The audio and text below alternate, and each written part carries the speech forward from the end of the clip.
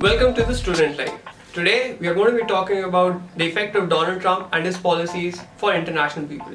There could be many reasons that you land up in US. You could be there for vacations, you could be there for work, or you could be there as a student.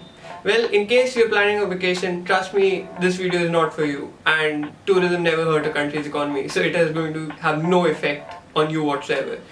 Today we are going to be talking about the effects that it will have on international students and the work visa, the H1B visa. Oh, and by the way, a slight disclaimer. The video has been made by my personal opinions, my research, and whatever Donald Trump has said to this day, and the data that has been found on public forums, especially on Donald Trump's campaign website. So let's get to it.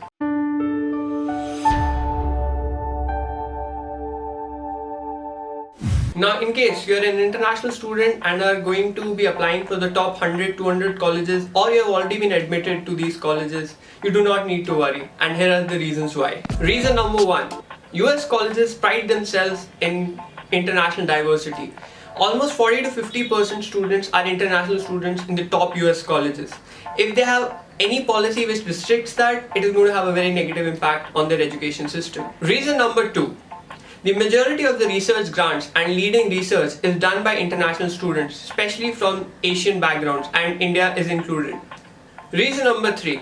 Now, if you have been following the campaign just like me or have been looking at the website, you would know that not even once has Donald Trump or his campaign brought up the point of international student visa, even once. So it is safe to say that it is not on their priority list. Reason number four. India ranks 11th on their list for international trades. We are a huge economic partner to the US. US would not want to do anything to hamper this relationship. Reason number five. India alone itself ranks second in the number of students that it sends to US for higher education, be it undergrad or postgrad. We alone give $1 billion US per semester or per intake to US. We are a very important part of their education system. Two, the number of students going from India has always increased exponentially. The number almost doubled from 2015 to 2016, and this trend will continue. Now let's talk about jobs. Now, in case you're an illegal immigrant worker, you're not going to be watching this video. So now let's continue to the people who are going to be applying for the H1B visa. It could be a student who is looking for a job after his undergrad or postgrad, or it could be a fresher or an employee of a company from maybe Wipro, TCS, who are going to be applying for an on-site job. Now, in case if you fall into any of the categories that I just mentioned, you are going to be facing certain problems. And if you have been watching Trump and his campaign policies lately, you would know the reason why. Now, what used to happen was India and China, and especially companies like TCS, Wipro, used to send a lot of workers to US. We used to provide them a lot of technical support, and we were in abundance, we were good at coding.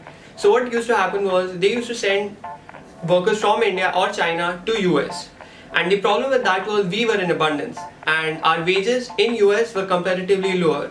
The jobs that were supposed to be taken by American people at a certain wage were now being taken us by Indians or Chinese people at much lower wages. This caused a lot of American people to lose a job. So one of the promises that Trump made during his election speech and even during the swearing in is that he is going to be having a tough crackdown on the cheap labor visa policy. So yes, there will be slight problem. Now, coming to the students who are not from tier 1 colleges and are going to be looking for a job after they graduate. They could be undergrad or postgrad. Now, what used to happen was after you graduated, you had 1 year of buffer to look for a job. For people who did not belong to tier 1 colleges, they used to remain free for some months and then they used to get a job in a consulting position.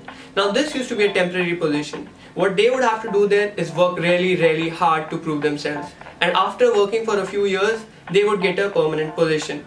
Now, it is a fair enough speculation to make after looking at all of Trump's policies and his campaign and the website that this particular area of getting a job will get affected, because what we used to do in particular as a consulting firm was providing cheap labor, and that he's going to crack down on. So it is a fair enough speculation.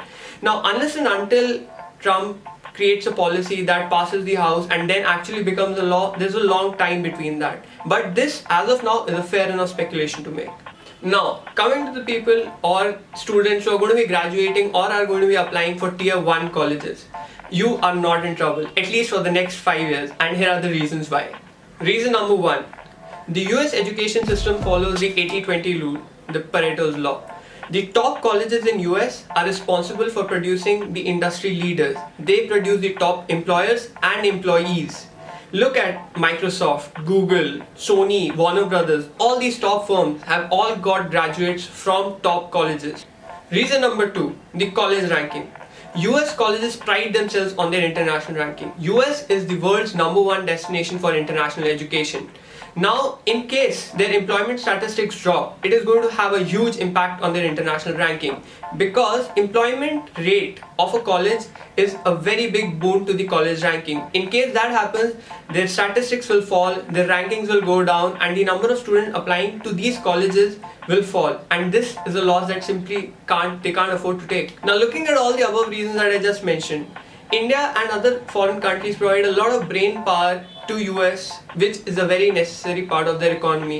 In case they suddenly decide to stop it or hinder it in any way, US, more than the other countries or the students themselves, are going to face a huge brain drain, which they can't avoid. Now, in case you guys like my video, please do not forget to smash that like button, do share, do subscribe, and please leave a comment down below in telling me how you liked the video or did not like the video, any other topic that you want me to cover, or any improvement that you need. Thank you. And as always, I believe in you. Keep learning.